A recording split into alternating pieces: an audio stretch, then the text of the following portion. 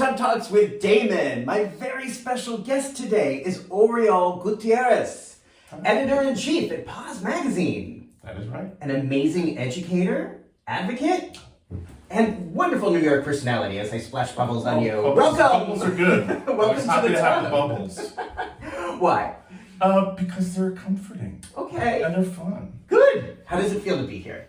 Awesome. Good. It's comfy. It's warm. The water's warm. The water is warm. The water's warm, Lisa. See, you get that. So, Oriol, I'm so happy you're here. I'm so honored you're here. Your work, your life is really inspiring to me in a lot of ways. Thank you. Before we get to that, I want to ask you, what do you like most about your body? That's a damn good question. I'm going to say two things. Yeah. My nose and my chin. Uh-huh. So, and the reason I say those two things is because I didn't like them when I was growing up. Why not? I think because the nose was too big or the chin was too big. And, you know, I have a big face. Like, there's no way around that, you know? Big face. So I've come to learn to love those things. How did you come to learn to love those things? I guess patience with myself. Looking in the mirror a lot. You know, you gotta shave, you gotta brush your teeth, and and compliments don't hurt, you know. Just getting confidence from people saying, "Oh, you have a strong jaw," you know. Did kids make fun of you when you were growing up, or? I wouldn't say make fun. I think those things grew first, so they were kind of out of proportion. If you get what I mean. Yeah. And now you can look in the mirror and see. Yeah, I see a guy who's not so bad looking. Yes, I'm glad you see that, and I think a lot of times we see ourselves differently than how many other people see us. Yeah. I think we sometimes look in the mirror and we see that one thing we didn't like as a kid, perhaps the one thing someone made fun of us for as a kid, or the one thing that doesn't fit in the gay community, and then we focus on that when really everybody else is focused oh, that's a handsome dude. Yeah, well, I hope so. Yeah. Okay, so I'm so glad you're here. Let's talk. I want to hear more about your life. There's a lot of things out there in the world that you do, but I find that we don't always know a lot about you. Yeah, that's kind of on purpose. I mean, so as the editor of POZ, which I've had the privilege of being for 10 years now, and I've been with the company that publishes us, Smart and Strong, for about 15. So it's been a long time. And I think my role is to uplift others. And so, you know, what I think is a lot less important. And I know that sounds weird, you know, I'm in charge, but really, I'm just here to serve, and, you know, and it's a privilege. And so I take that very seriously. And so the less I say, the better most often. So being in this tub with you is an exception, not the rule. But, you know, I'm happy to be here. Sometimes I do have things that I want to say, and so I'm here. What uplifts you as you're uplifting others? Yeah. So I'm a bit of a soft touch. You know, and my partner, of course, will testify to that every day. Oh, did you hear that? You know, sob. And it's because I try and stay open to the joy and the pain of other people. And I think that serves me best in what I do, which is try and tell everyone's story. I mean, the HIV story is complex. It's also really simple. It's simple in that it's a human story, but it's very complex in that HIV touches everything. I mean, that's the lovely part, and the frustrating part is that telling the HIV story, there is no HIV story. There are many HIV stories. And so I get a kick out of being able to find the intersections. That as a journalist makes me very professionally satisfied, but also personally, I feel good, you know? I mean, I've been living with the virus for over 30 years, which is very strange to me because I'm only 52. So if you do the math, that means I was 22 when I tested positive, and this was in 1992, before effective treatment. So I was a young person having to deal with that. Where were you diagnosed? Where were you living at the time? Yeah, so I was in the military. Mm-hmm. I was in the reserves for the Marine Corps, and every time people hear that, they kind of have preconceptions. You know, that must have been terrible. What a horrible experience that was to find out that way. And actually, I was very grateful. They were very by the book, quite literally. They read from a script on how to deliver the information, and were very supportive. And so, you know, I couldn't have asked for a better situation to actually have that disclosure. I mean, it was devastating. I mean, there's no way you can deliver that news, especially before effective treatment, without it being devastating. So that's just true. But if I had to have heard it, you know, Uncle Sam maybe wasn't such a terrible person to tell me. I guess some people would think the military, especially in the 90s, would have been a place where, I mean, this was before Don't Ask, Don't Tell. It was kind of, just being gay was grounds for being totally. discharged. Don't get me wrong. It was very uncomfortable, to say the least, to be a closeted person in the military at that time. Yeah. But that doesn't take away from the fact that they did it well. Wow, that's good to hear. And they treated And you weird. They treated you with respect. Yeah. Okay. Now, I mean, I've written about this before, so it's out there. But you know, the person in charge, you know, well, you should go tell all your girlfriends. And of course, in my head, I'm like, which girlfriends? You know. You know, but so look, in this business that I'm in, which is media for HIV, we do develop a dark sense of humor, and that's a coping mechanism, but it's also funny too. You know, there's laughter everywhere, and so why can't there be some laughter in what we do with HIV advocacy? I wholeheartedly agree. I think those of us, you know, who stay in this have to be able to laugh. Yeah. All right, so 1992, which at that time, receiving a diagnosis of HIV was tantamount to being told you're gonna die at some point. Oh yeah. What was that like? Were you surprised? Well, was I surprised? So there's two sides to that. I was actually genuinely surprised because in 1991 I had a negative test. And so, you know, being young and just out in the world and getting a negative test in 1991, I was like, I'm good, you know? Like, all that and I'm good? Like, please, you know? So I was genuinely surprised. That said, of course I wasn't. You know, reference the first answer. You know. So it was a strange time. You knew that there was some risk. Yeah, I mean, how could you not? I mean, you know, I grew up in New York City, you know, not the epicenter, but one of the epicenters, and certainly it was all around you. So you were a teenager growing up. You were here in New York City, Yeah. And were a young teenager when HIV and AIDS really hit the community. Yeah, I mean, it's a strange relationship I have with that particular part of my story because I basically came out to myself and to friends in 1987 when I went to college to New York University. But I didn't really come out to my parents until the mid-90s. So there's this weird gap of where, you know, in my mind I'm out, but I'm not really, you know. And so all of this is happening kind of under the radar when it comes to, you know, close family.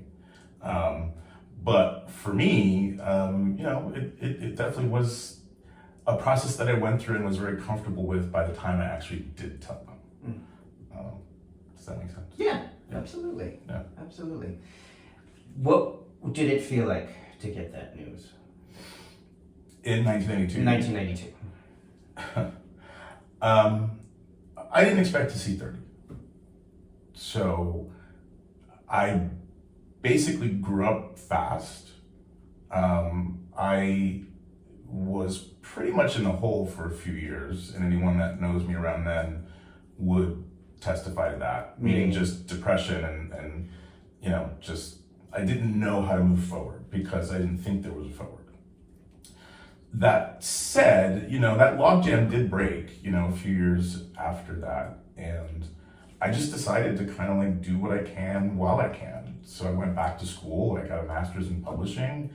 I went on to try and get into a journalism career, which I did. Was all that after the meds? After my diagnosis, yeah. After the diagnosis? Yeah. So before the meds came out? Before and after, yeah. Okay. Yeah, I mean, just basically during that process. But you decided to invest in your future. Yeah, before I mean, the meds were effective treatment came in '96, so '92 I was diagnosed. '94 is when I really made a decision. Well, you kind of have to do something, I mean, not that partying isn't in and of itself a joyous thing, but I had rent and food. Life, right? So I actually just made a choice, and I said, well, hopefully I can be of service in journalism and media, and that seems to be something I enjoy. Let's do this. So that interest in journalism started then as a way of being of service. Yeah. Wow.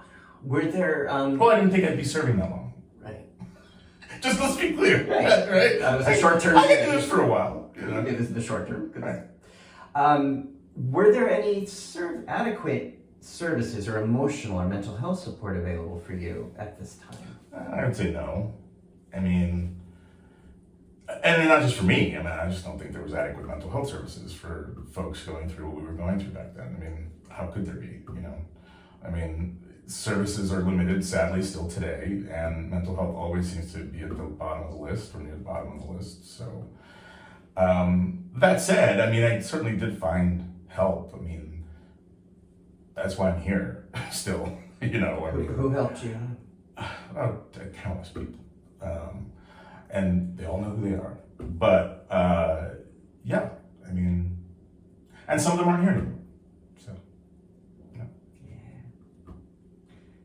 How did you hear about the treatment meds when they started to become available? Nice segue to the POZ thing. So what I enjoy about the privilege of being the editor-in-chief of POZ is that I actually was a client before I was a member, so to speak. The old hair club for men commercial. For those of you too young, look it up. But suffice to say that was a thing. It was a meme before there were memes, I suppose. And I mean, I read POZ. That's where I got my information from. I mean, I also got my information from places like Body Positive, other publications, word of mouth, group meetings. I mean, the list goes on and on. The LGBT Center in New York, in Manhattan. Yeah, all sorts of places. And a lot of it helped and a lot of it didn't. But even the stuff that didn't helped, and then it gave me something to do. It felt like I was being proactive, even if those kind of avenues didn't work out. Yeah. I look back, some of them were a little kooky, and I won't spend too much time on that. But well, tell me a cookie. Just a little maybe too self-helpy for my tastes, or advocating certain medications and herbs and. Is this like the Louise Hay hayride? Something. Things, things. So crystals, herbs. Crystals are nice. Okay. But I mean, they were sort of seen by many as treatment at the time. Sure. Having. I guess more specifically, like really kind of like snake oil stuff. Mm-hmm. So yeah. Okay. So I went through all that. So the meds. Because I really didn't, because there weren't any effective meds. But apart from that, even when there were effective meds, I did have the fortune, and it's a peculiar thing, that I wasn't as sick, or to be honest, really sick at all, compared to peers or people that were older. And so I felt like I could hold off a while and see what happens until we figure this treatment thing out. But eventually, of course, things progress, and I went on meds eventually, but and have been ever since, and have been undetectable ever since, and really haven't had any significant effects or troubles because of it. So when did you start using meds to treat HIV? Well, again, usually I keep answering. There's a complicated story to that. So I did go on AZT very early, soon after I tested positive, but I saw too much negative stuff around me happening with people, Me too. and I took myself off and didn't go back on pills until the early 2000s. Yeah. And so that's a very strange part of my story, because nowadays, I mean, it's very standard. You test positive, you go on treatment. That's the way it is, and that's the way it should be, at least according to studies. I mean, people do well and probably do best if they go on treatment as soon as they're aware of their status. But that's today. There was still a lot of open questions about that before. Right. So I remember with the treatment meds. So this is like where I see reality conflicting with the narratives. Like someone posed recently, it was like, okay, the meds came out and everybody took them and jumped out of bed and danced in the street. No, that's not what happened. I remember the meds. It was very entertaining and a great wish fulfillment, but that's not what happened. That's not what happened. No. The meds initially, a lot of people made them sicker, or became really toxic, or the side effects were so toxic, or the interruption of the And their diarrhea lives, became so... absolutely, side effects, and even just the idea that, like, you know, this is forever, and I gotta take all these pills, and I gotta time them with my food, and the burden of and they had to be like right on the clock. There was no flexibility. Exactly. And a lot of people I know were just like, no, I don't want to do that. And we didn't trust them yet. I mean, it's now we see that they're really effective, but at the time we had no way of knowing they were going to work as well as they did. And they didn't work that well for some folks. Yeah.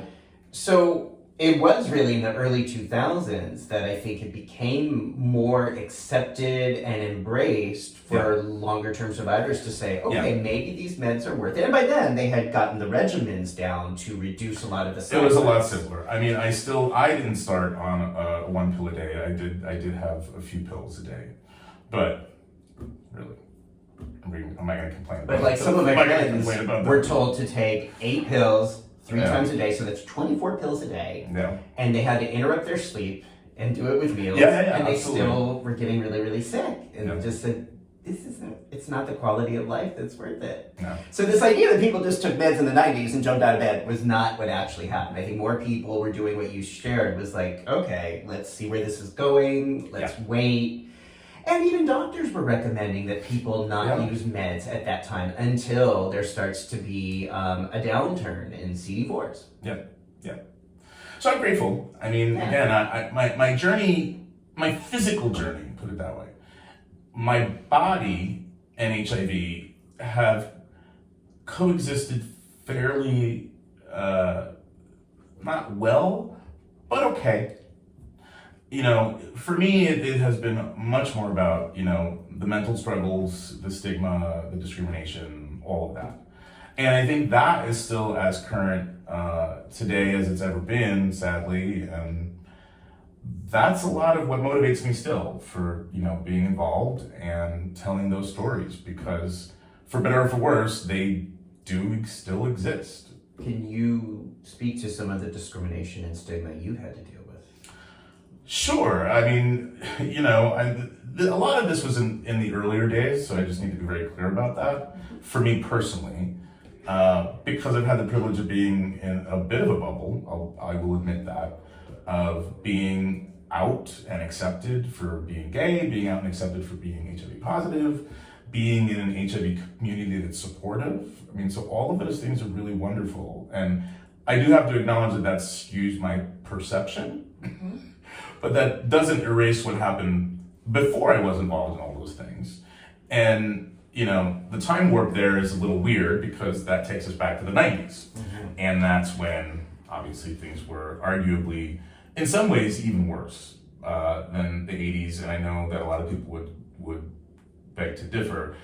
There was a lot of suffering in the 80s, but what was really sad that I did get to witness in the 90s is that, pre-effective treatment, is that all of that horribleness was still with us, but now the hope of AZT was kind of muddied, and, you know, people were treading water for so long that It's like, just hold on, and a lot of people just couldn't, And so there was a lot of death, to put it bluntly, in the early 90s.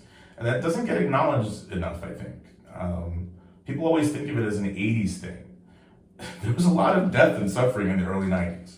And in a way, that felt a lot more bitter to a lot of people, because it's like, we've been at this for so long and still, So there's a kind of a resentment going on there. So I needed to set that up because, consider all that and then realize, kind of on the social level, just trying to date, there was a heightened fear, actually. It wasn't diminished. And so I would argue that there was a lot more, like, especially among younger folks, and which I was one of, well, you're unlucky and I can't be around you, just that simple.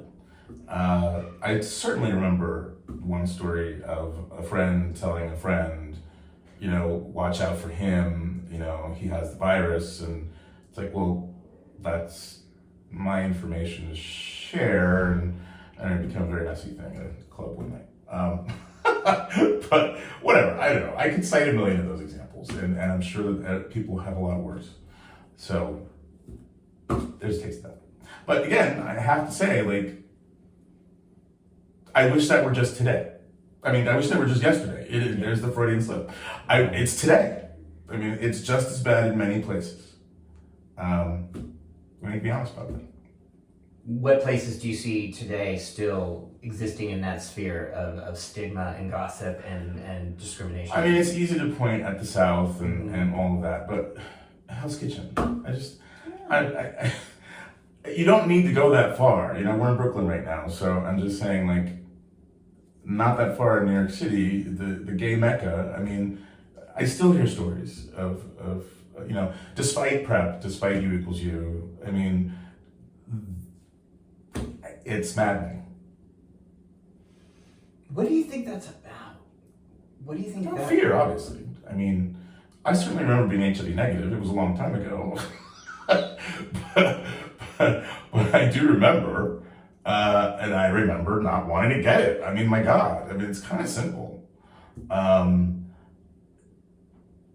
These days, I don't know that it's so much about the fear of death and dying as much as it's about the social aspects, I'd like to say that everyone is, especially among young people or whatever, like enlightened and, they're on PrEP or they believe in U equals U and so they're not afraid and all, but I guess maybe it's just my position. I just heard too much to have a counter narrative to that sunny disposition. Yeah. I mean, and you are hearing, and as a therapist, I hear less so now, but that still does happen today in New York City, that someone discloses their status and someone blocks them on Grindr, or they're in the club, person goes to the bathroom and never comes back, Yeah. It still happens. It still happens. And it's painful. Yeah, but I mean, let's also be very clear. It's certainly a lot better today than it was. So even with my, kind of admonition, it's like, but certainly I'd rather be a young person coming out today, being gay or being HIV positive, than back then. I mean, there's definitely more support. There's definitely more enlightenment. Mm-hmm. You just gotta find it. Yeah. Not that hard, actually. How would you suggest somebody find it today, regardless of where they live? How would they find a safe way to socialize? You can go to POZ.com. Yes. I know, shameless plug. No, that's great. But we do have a POZ Personals, and that's still, for better or for worse, a place for people to meet. That said, I mean, look, it's about just finding your place, and it's not just about like dating. It's just about finding your place, period. Right? As we shift here, We're shifting around. Yeah. Just gotta move the leg. Yeah, you can push against me. People, you can imagine what's happening. Use my bite. You can push. That's all right. No, I'm okay. Okay. Yeah, okay. Okay, we're done. What were we talking about? POZ Magazine offers personals. how do you find support these days? Yeah. Or safety, if people want to socialize or date or consider having sex. Being my age, I'm probably a little too out of things, although not that out of things. But, I'd say, social media can be very nasty, but using social media, you can certainly find supportive networks, and there's too many to count. Yeah, okay. When do you recall hearing about the concept undetectable? Because I don't think that was a standard term used in the early 2000s. No, that's a good question. I don't really remember. I want to say it was somewhere in the mid 2000s. And I also kind of remember the idea of decreased risk, but not the zero risk that we now know. Yeah. So, there have been rumblings around that for a long time. It's just, obviously now, we know. And that's good. During the 2000s, did any medical professional ever sit you down and say, hey, you're undetectable, you're not able to transmit HIV? No, absolutely not. Okay, how did you learn about the 100% part of it? Because I do remember in our community, there was a lot of maybe, almost, 96%, 97%, but right. How did you actually learn? There's no question that the U=U campaign put that front and center, and we're all better for it. Mm-hmm. Was it from the campaign or from a doctor that you learned about it? From what I do, I am exposed to things, so it's not like, information. Thank you for clarifying. Sure, hearing about it earlier, yes, but not with clarity, not full-throated. And that's what the U=U campaign brought. Indeed, that's what the U=U campaign brought. Is clarity and of course I was going to say firmness, and that's not. Now you got me giggling. Clarity. So clarity, yes. Firmness, yes. We like that too. Yes. I guess there's no other answer. Sure, I heard before, but there's no question. But it wasn't like a conversation you would have with a medical provider at that time. No, definitely not. Yeah. That's a big change. That's a huge change. And even in spreading the message, it took a while for even POZ to really come to the place where we put U=U on the cover. It's our job to not only give information, but give correct information. And while we don't have to be as conservative as the CDC, but, we have to be sure. And by the time we did that, there was no one in a position of authority or privilege that could be negative, that they could say anything negative because it was clear. So by the time we did that, we were comfortable, and I want to believe that most people should be. Do you remember when that was, when POZ Magazine? That was a few years ago now. Okay. Yeah. What do you think the reluctance was for people to believe the message, the 100% part of U=U? Yeah. And by the way, for people who don't know, we are in a busy Brooklyn building, hence the side effect. You're hearing sound effects from the stairway. There's people running up and down the stairs. Should we invite them in? No. Okay. But this is why people are like, what's all that noise? It's like, we're in Brooklyn, people. That's the noise. All right, continue. U=U. U=U. Why do you think in the media, in the healthcare, in the CDC, why do you think there was a reluctance for there to be transparency and to talk about this? You don't want to be wrong. On the front page. You don't want to be wrong. And, especially, I understand the pressure specifically for the CDC or federal types they are the ultimate, not source, but they're the ones who literally cannot be wrong. Because who else? Where else do we turn? If we can't trust you guys to get it right, then who do we trust? That's a fair position for them to take. And like I said, I understand the conservatism there. at the same time, it does take some leadership, and there was a lot of leadership from a lot of people on the outside of the CDC, but also in the inside, to finally say, okay, it's time. Because, it also works in reverse. It's like, well, if the CDC, probably one of the most conservative places, because by nature they have to be, is now on board, what's your problem? But that took a lot. Oh, that took a lot to get the CDC yes. to use accurate wording. I got to be in some of those meetings, only a few, with Bruce Richmond and the Prevention Access Campaign, and boy, were those intense. I'm glad those days are over, quite frankly. Because, it's just, who wants to be in conflict, right? But at the same time, sometimes you have to be. And those are the moments where you have to be. I mean, with PrEP, same thing. So I was going to ask you next, when you first heard about, do you remember how you first heard about PrEP and what your thoughts were about PrEP initially? Sure. I mean, not PrEP the way that we know it now, but certainly, for nurses or people in the medical profession, et cetera, to have some sort of prophylaxis. Or post or pre or whatever. I mean, like, those rumblings were around for a long time. So wait, you remember hearing about people using TDF to prevent HIV before the studies around PrEP?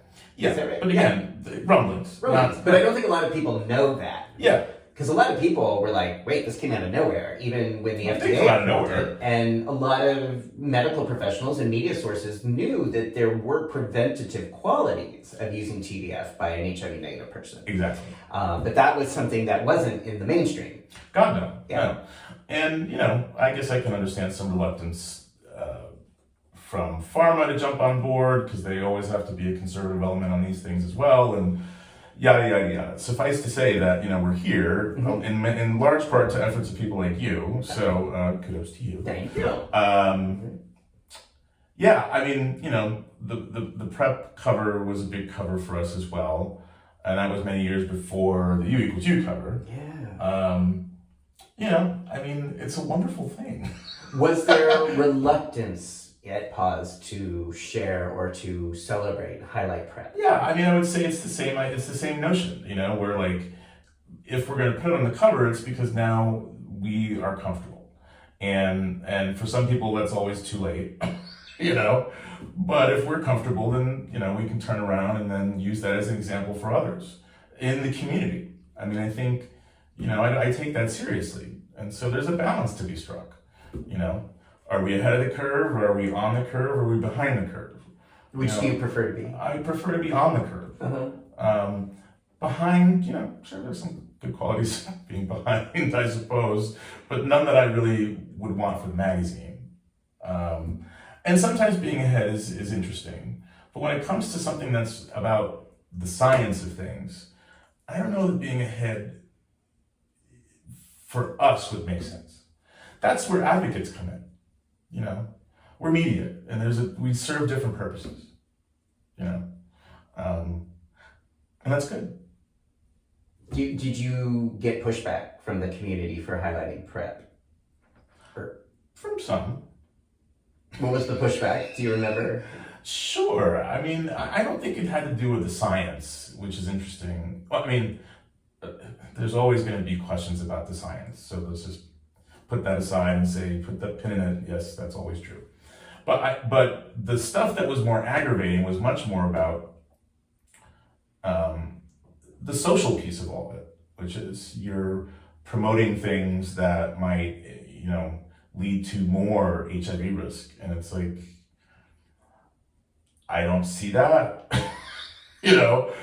but I hear you, because our job is also to hear people. That's also a very tricky and weird thing that we do. I mean, as I said earlier, HIV affects everyone. And we are here to uplift everyone's stories, even things I might not necessarily agree with. I mean, there are folks that I have heard from constantly over the years that have very different political beliefs, very different ideologies,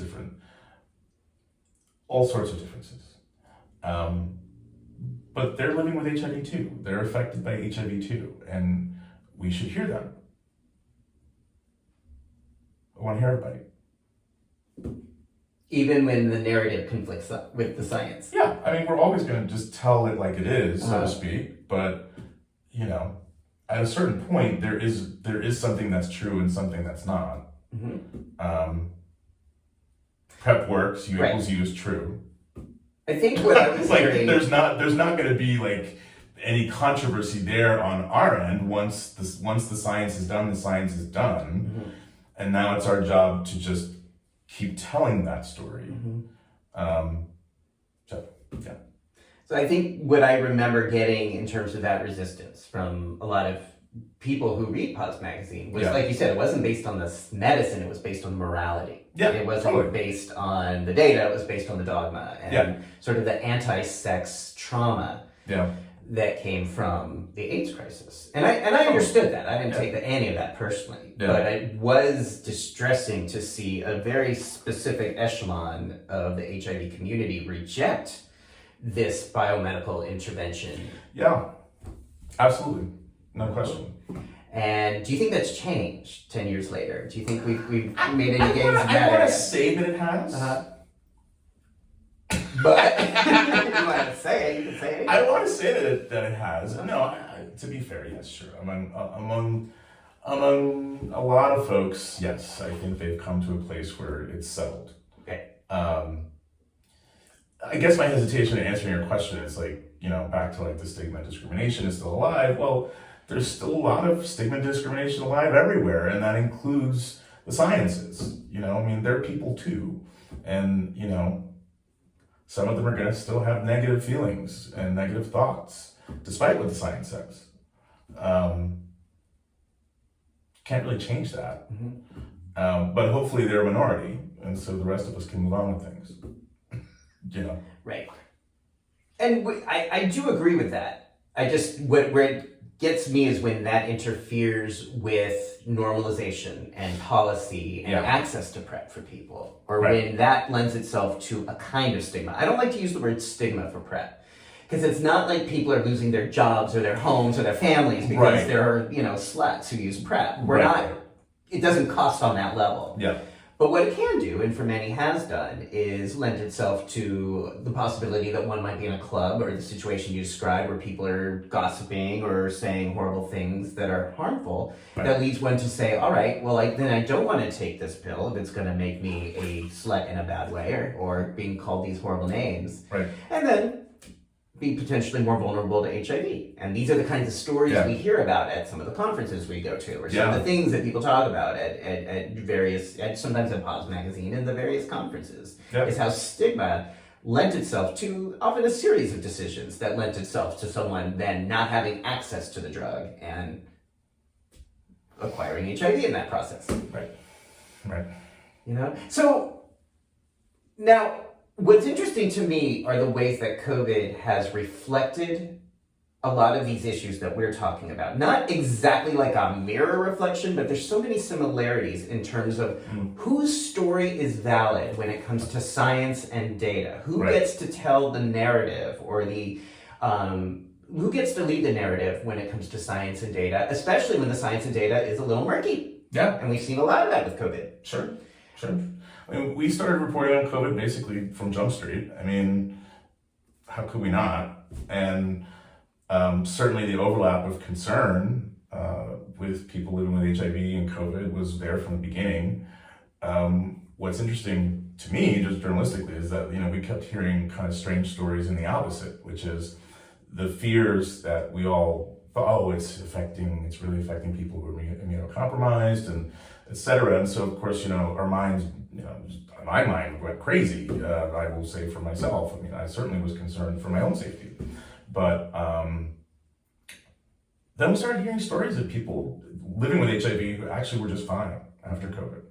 And so, that's interesting, So it led to a lot of interesting coverage for us. I mean, but it was just a natural progression,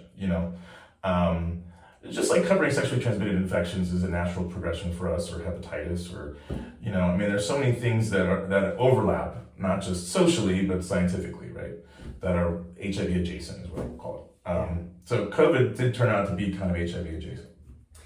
Yeah. It did. But also just then that sort of lens of science, and for some people, the rejection of science. Yeah.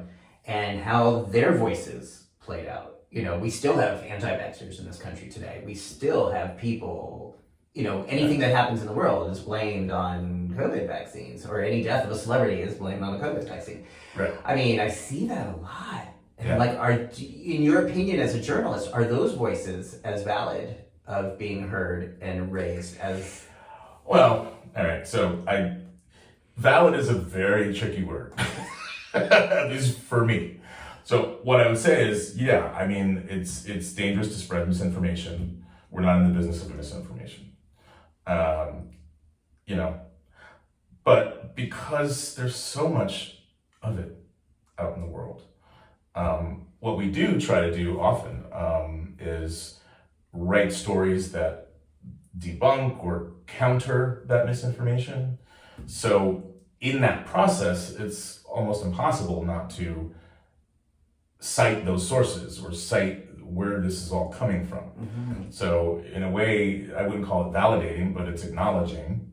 How can you have a conversation without acknowledging that these things exist, and then say that they exist without then pointing to the fact that they exist? It gets very circular. Mm-hmm. So, but it's tricky because you don't necessarily want to shine a spotlight on those things, but there does come a point where it's like a boiling point, you know, and it's like, okay, enough of that. We need to counter that, you know. Why do you think? Do you think now, in this day and age, there's more willingness to believe misinformation than there was when you started studying journalism nearly 30 years ago? And if so, why? Why now? Why is there... Yeah, I don't know that it's now. I think it's a natural progress of things. Oh. I mean, it's just gotten worse and worse. We're doing another alignment here. That's good. Okay. So do you think people are more prone to misinformation now, or are we just seeing it more now? Both. It just keeps ratcheting up. That's the messed up part of it. Is, I mean, it goes back to, you know, centuries. This is misinformation and disinformation is as old as anything. It's just Salem witches. Right. It's just like, you know. So I mean, you know, why now? It's like, okay, why now this specific form? You know, and sure, you can say it's the ubiquitousness of social media. It's the major divisions in the political parties. I mean, you could blame a lot of things. It's not just one thing, I guess, is what I'm trying to say. It really is a combination of factors, and suffice to say that we keep digging the hole. I don't know when we stop digging, and I hope at some point, but I don't know that we can. I think the best we can probably do is just try and do what we do, which is try and speak truth, try and elevate voices that actually speak truth. And hopefully there's more of us than not. Yeah. I mean, I think that's it. It's really that simple. Yeah. And not complicated. And I think relationship matters too, and integrity matters. I mean, so I think you're a leader in this community. I think POZ is a well-respected source of information, and people so you have that relationship, right? You have that positioning that when you say something or POZ says something, a lot of people are inclined to believe that. Now, of course, there's going to be people that are going to believe whatever they're going to believe, and they're going to believe anti-science stuff. But I think when we maintain our integrity professionally and journalistically, then we are more inclined to be sources of trusted information when we're trying. And it is complicated when it's something like COVID and we don't know all the facts. I mean, one of the things that I just have to acknowledge, I mean, is just the amount of humility that I have about being a custodian for POZ. And when you talk about trust, I mean, you know, we're a trusted brand. We're a trusted source of information. And that comes from all of the hard work of the folks that came before me, particularly Sean Strube and others, who was the founder of the magazine. But there's a whole host of people that made the magazine trustworthy. Yeah. And so, yes, I mean, I hope that if we report something that people can trust it. I mean, that's kind of literally my job. There are a lot of people that, you know, are in the POZ family, so to speak, and that write the stories, edit the stories, post the stories, you know, make sure that we're on time. I mean, all sorts of things, and make sure we keep the doors open and have people to actually do the work. I mean, there's so many people that make it happen. And it's still important. I mean, I think that's a wonderful thing. I also think it's an unfortunate thing. You know, the fact that we're still needed, at least in my opinion. It says a lot about where we still are with HIV as a subject and as a disease. We've come a long way, but there's still a long way to go. So that is actually that's a great segue. So if the Biden administration were to come to you and say, hey, we love your work and you have now 30 years of experience in this community and you have integrity and credibility, and they say, Oriol, what can we do? We want to end the epidemic in 10 years. What do you think we could do better or differently in order to make that happen in the US? What would you say? They need to not ask me. I'm a journalist. Okay. But I mean that really 100%. Now I could tell them who to talk to. But I'm there's a interested million in people your, that if talk it's to. okay, I'm really interested because I do think you have a very deep and unique perspective on this. Sure, thank you. So I'm very interested, if you're comfortable, I'd love to hear what your personal thoughts are about that. What needs to change to end the I'm just going to reflect what's out there and what the smart kids in the room say and believe. Well, it's everything. I don't think the smart kids I mean the smart kids making the decisions you know, in DC. Well, I meant the folks outside that. No offense to the DC people, but I mean the advocates and the activists. I mean that's what I'm talking about. The think tank brain trust that we trust in the community. So those smart kids, although some of them aren't kids anymore. Some are. Is there look, it's a combination. It's a combination of things, yeah. and it's again not rocket science. I mean, at this point, it's not the fact that we don't have effective treatment. Of course we do. It's so much about testing. It's so much about prevention. It's so much about linking people to care, whether you're negative or positive. Not hard, but yet very difficult. Why? Because it's the politics of things, you know, the funding of things, etc. But the path is there, and it's been there for a long time. I think this is the thing that why I'm amused sometimes by questions like this, because it's like, in some ways, there's this like buy-in to like we don't know what to do. We know what to do. We've known what to do for a long time. That is BS. We don't know what to do. Tell us. It's tiring sometimes, you know. Enough talk and more do, you know. I love that. So that's a personal perspective. Thank you. But yeah, I mean, as a person living with HIV for over 30 years, that's what I would like. More action. More action. Okay. On HIV. Uh-huh. Oh, and otherwise. What gives you a sense of joy or fun or pleasure in your life now? Wow. Well, so my partner and I have a new place. We live in Trenton, New Jersey. And it's a completely different lifestyle. We used to live in Jersey City. I'm a native New Yorker. So the Getting further and further away. Yeah. But the idea of, you know, kind of a slower pace of life is at this point in my life is a great joy. And I'm very happy to have the privilege to do it. So, and a new dog. Oh, yeah, new baby. New baby. Baby. Oh. So, wonderful partner, good friends. I mean, life isn't too terrible, you know. But I hope that, you know, when I say that, it's like, sure, there's all sorts of terrible things around us. No, I understand. You know? But I mean, for you. But it's like on a personal level, you know, I consider myself lucky. And, you know, I just keep hoping to keep doing what I'm doing. You know, as long as I can. What gives you hope? What, if anything, gives you hope today, given the state of the world, given the state of news and how people treat science and viruses in this world and politics in this world? What gives you hope for our future, or does anything? No, I couldn't keep doing this if I didn't feel that there was a reason to. And, you know,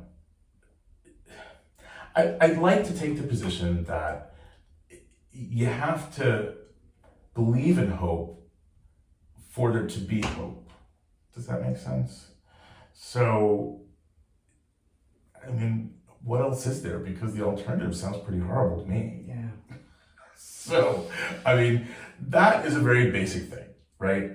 But apart from that, I mean, there is so much concrete to point to. I mean, we do have tools. Yeah. That's what I said just a few minutes ago. It's like, we have tools. So there's plenty of reason to be hopeful. It's like, this isn't 30 years ago. We have the tools, we have the knowledge. Now we just need the wherewithal. Beautiful. So. Is there anything I haven't asked you that you want to share about you, about life, about your thoughts, about being in the world, about my neighbors running up and down the stairs making noise? No, other than I just love this hot tub. But it's actually not a hot tub, it's a tub that's hot. Yeah. But it's been very comfortable. Oh, good. Are you glad you did this interview? I'm very glad. Okay. Not the least of which is that I get to bathe with you. That's right. It's about time. It's about time. It's about time. Well, I really want to thank you. Thank you for doing this. Thank you for maybe stepping a little bit outside your comfort zone, talking about yourself and being naked in a tub, and while talking about yourself again, you're Well, the naked in the tub was the easy part. That's the easy part. But Yeah. you're usually, like you said, you're a behind the scenes kind of person. So Yeah. sharing some of your thoughts and experiences, I think, is very generous. And I think Thank it you. is a gift. And And thank you for keep doing this. it is my pleasure. Literally. And You don't have to, so it's a loss I of don't have to, but I really want to take this moment to thank POZ Magazine and thank the readers of POZ Magazine who gave this series an award in 2022. I was extremely moved. I mean, seriously, very moved. The winner of our POZ Awards Yeah, that meant for a Best lot. Video Series. That meant a lot. And that was up to the readers. I know, So, it was reader decided. That's right. And I know a lot of people voted, and I really want to thank people who voted. And I think that just shows that people are interested in different ideas, different ways of approaching aging, sexual health, mental health, spiritual health, and maybe thinking about what it gives me hope is how we can approach these next decades in a really different way. How we have these tools, and if we do use these tools and put these tools together with love and friendship and respect and play, I think our future can be really amazing. Agreed. So, all right, everybody. People can follow. I know we're going to have the link to POZ Magazine, but if people want to follow you or follow your work or follow your thoughts, what would you like them to do? They can find me on Twitter at Oriol Gutierrez, and that's it. Okay. Please do follow at POZ Magazine on Twitter and on all the socials. Great. So the links are right below this interview if you're watching this on YouTube. Please subscribe if you like this interview and check out more Tub Talks with Damon to hear more inspirational and amazing people talk about life. Life after love. Indeed. Indeed. Thanks, everybody. Bye. Yay!